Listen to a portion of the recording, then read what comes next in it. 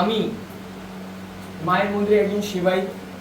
আমরা অনেক কিছু অনুভব করি, তার মধ্যে একটা আমার জীবনের সবচেয়ে মেন বিষয় মাকে আমি অনুভব করেছিলাম। আমাবস্যার দিন ছিল, ঠিক রাত্রি 2টো নাগাদ হঠাৎ বহু ওপর দিকে ধাপ করে নাবার পর তার নুপুরের আওয়াজ ছুম ছুম করে আমাদের যে শিব ঠাকুর ভৈরবদেব বাবার ঘরে চলে যায়। আমি প্রথমে ভাবি যে এত রাত্রে হয়তো আমি ভুল শুনছি, কিন্তু আবার কিছুক্ষণ পর নুপুরের আওয়াজ কন্টিনিউ বাবার ঘরের দিকে হতেই থাকে।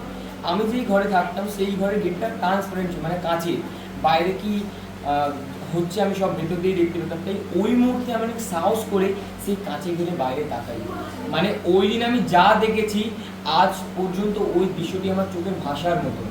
অন্ধকারের থেকেও কালো, তার চতুর্ভুজ আর কেশ হাঁটু ছাড়িয়ে যাচ্ছে, আর পিঙ্ক কালার এই মোটা পার গোল রাউন্ড করে পড়ি। আমি দেখে থমকে যাই।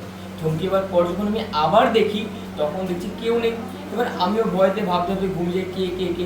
কিন্তু সকালবেলা উঠে যখন আমি মা শ্যামসুন্দরীকে দর্শন করি, যেমন রাত্রিরে দেখেছিলাম পিঙ্ক কালার এই মোটা পা, মা দেখতে সেম শাড়ি পরে দাঁড়িয়েছে, মানে ওই দিন মাকেই দেখেছি।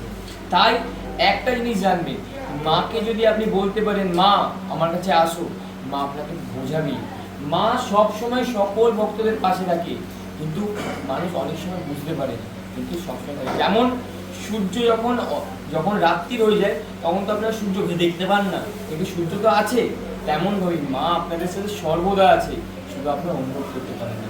মাকে বলেন মা আমাকে দয়া করো মা, মা অবশ্যই আপনাদের প্রত্যেকের মনে মায়ের ভাব জানবে। জয় মা শ্যামসুন্দরী। জয় মা।